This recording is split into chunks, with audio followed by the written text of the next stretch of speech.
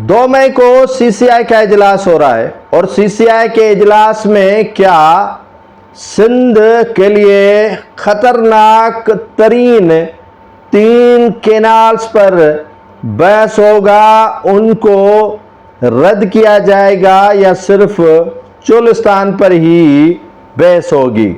अस्सलाम वालेकुम, मैं हूं लियाकत राजपर।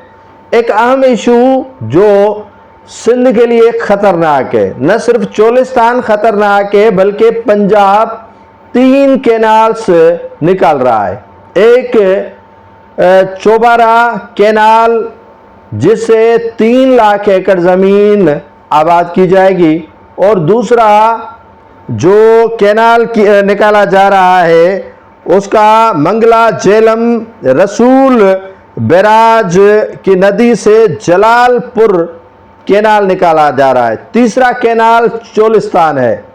इन्हीं तीनों कैनाल्स में से जलालपुर कैनाल पर 50% काम अब तक हो चुका है, और ये जो चौबारा कैनाल है वो पार्ट 2 है ग्रेटर थल कैनाल का। ग्रेटर थल कैनाल पंजाब पहले ही निकाल चुका है और उसको फाल भी कर दिया गया है, और ये चौबारा कैनाल इससे भी खतरनाक है।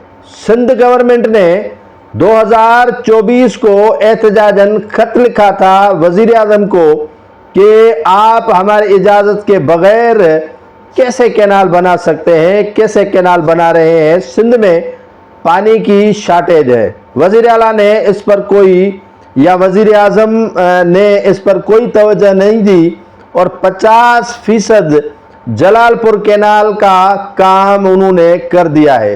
ये मंगला झेलम रसूल बैराज के अकब में एक नदी निकाली जा रही है और पानी सिंध का ही रोक कर इसको दिया जा रहा है।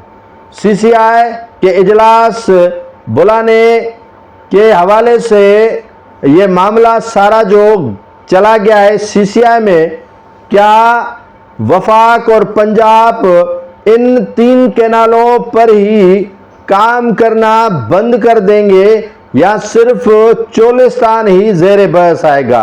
ये खतरनाक तीनों प्रोजेक्ट हैं जो वफाकी हुकूमत और ख़ास तौर पर पंजाब गवर्नमेंट शुरू करना चाहती है, और इससे अगर चोलिस्तान प्रोजेक्ट ज़ेरे बहस आया और जो 2 अहम प्रोजेक्ट हैं जिनमें चौबारा और जो रसूलपुर के साथ बनाया गया जो जलालपुर कैनाल है, उन पर काम शुरू किया गया, तो फिर भी सिंध को एतराज़ रहेगा और सिंध अपना एहतजाज जारी रखेगी। ये नोटिफिकेशन तीनों कैनाल्स के रद्द करने का जारी होना चाहिए, न सिर्फ चोलिस्तान के कैनाल का।